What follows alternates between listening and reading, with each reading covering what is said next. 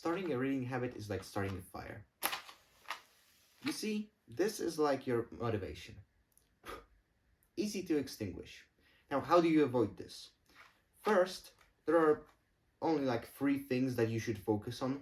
Rest is negligible. In short, the first point is to make the book easy to reach. Grab the book that will help you light up the fire of the habit and will not smother the embers. Then, when you have the fire going, you can put those bigger logs and they will catch flame. If you try to do something too hard in the beginning, you will just bounce back from it and you will fail.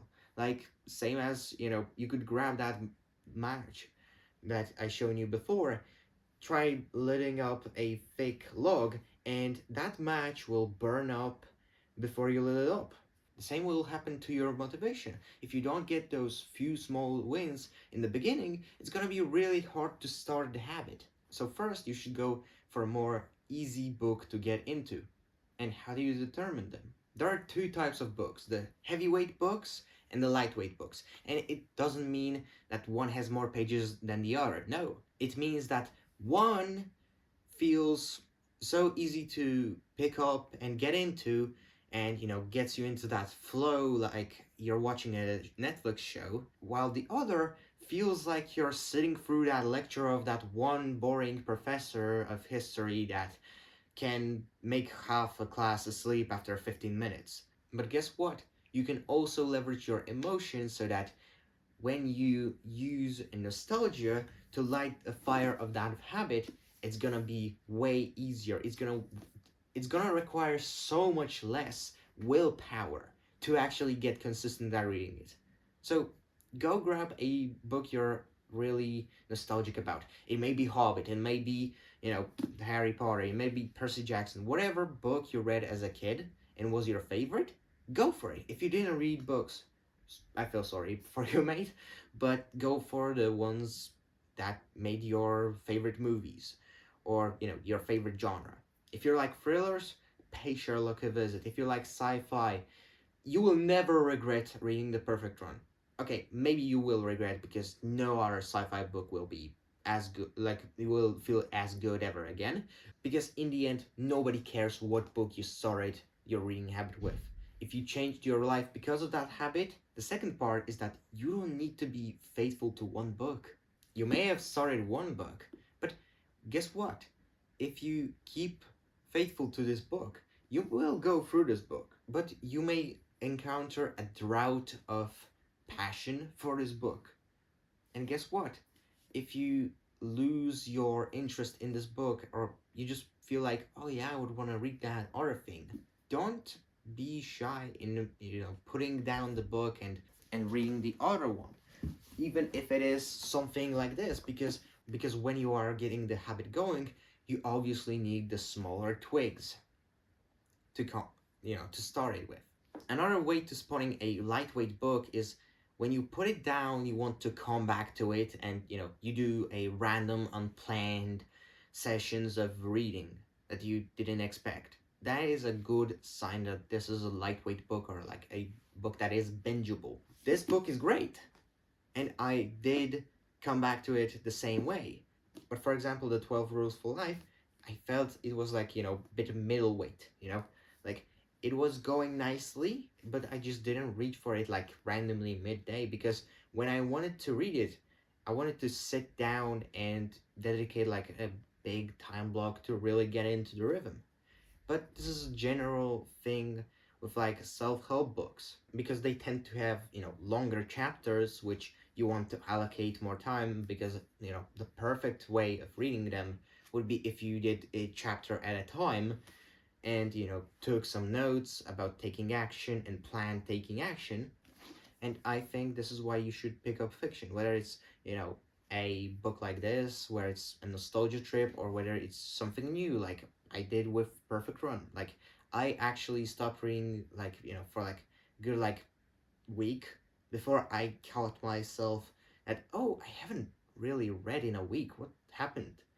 And I just decided to do the thing that really worked for me. When before I came up to a, gap in my reading habit, which is rarely, but it still happens, I start with a few twigs that will catch the flame quickly. A few, a novel, usually it's a novel or even a manga sometimes, where, you know, I got a recommendation for like Moriarty because I really like Sherlock Holmes. So I gave a reading to that. Well, it got me back on track. After like 3 days of reading that, I went back to, reading, at the time it was Start With Why.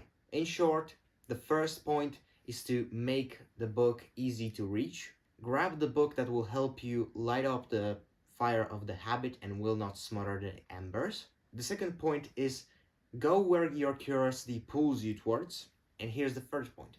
Third point is have a reading list section for when you will start to fall off the habit. This will save you from, going off the record completely. Because, if you just skip a few days but you've been reading for months, it's easy to get the flame going again. If you skip, 1 or 2 days after reading for like, maybe a week or, in your first week, that's going to be a bit, kind of, that's going to be way more damage. So, of course, you will want to have backstops for that. And guess what? It doesn't matter whether you've been reading for a week, whether you've been reading for a year, you will have some inconsistencies because, that's just how nature is. Nobody is 100% disciplined, and even if they are, well, it's just life. Sometimes some things pop up and you can't help it, but you have the control over what you do next after that. And having a foolproof way to, light the fire again from the embers will really pay its dividends in long lasting changes to your life. It's better to take the L in the short term so that you can have a better consistency over a long period of time.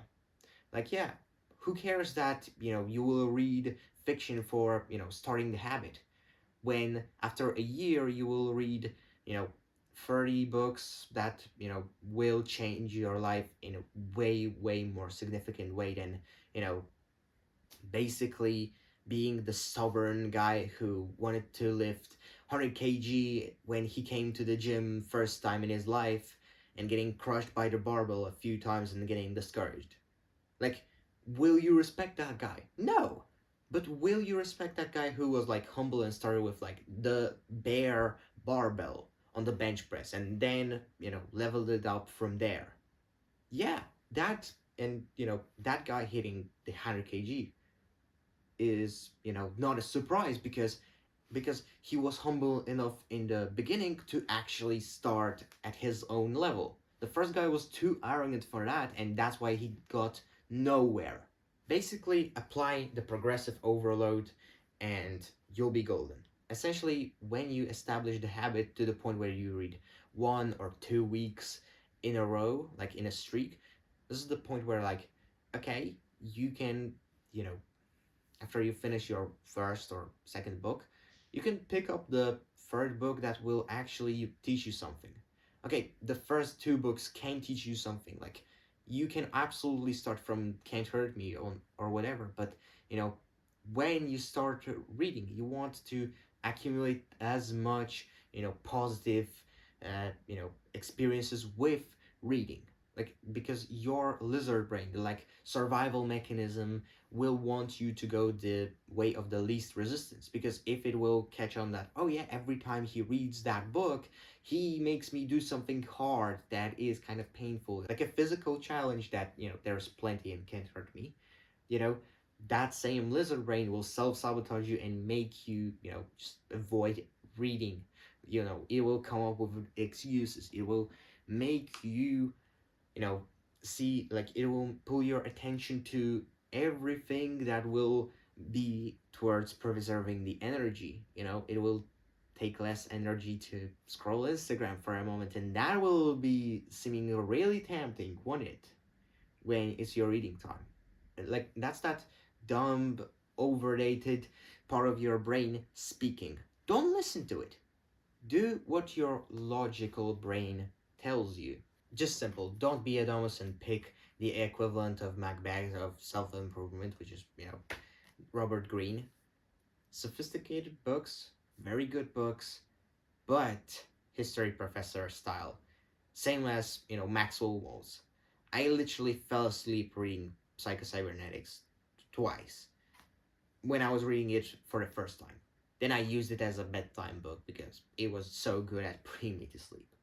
And I'm not joking. Start with a book that has plenty of interesting stories that pull you in and has a good pacing, and essentially, and you'll feel like you're starting a fire from a wood soaked with gasoline rather than, already charred coal. If you enjoyed this video, subscribe. If you want one-on-one help from me, hit me up on Instagram. You can find it in the description of my channel. See you in the next video. Bye.